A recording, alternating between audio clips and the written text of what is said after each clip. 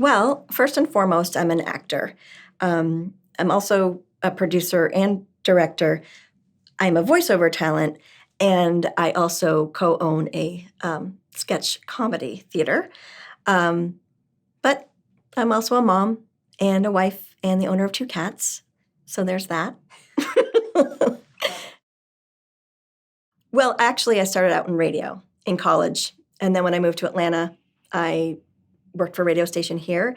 And I realized I loved playing the music, but I really loved it even more just talking to people that are out there in radio land.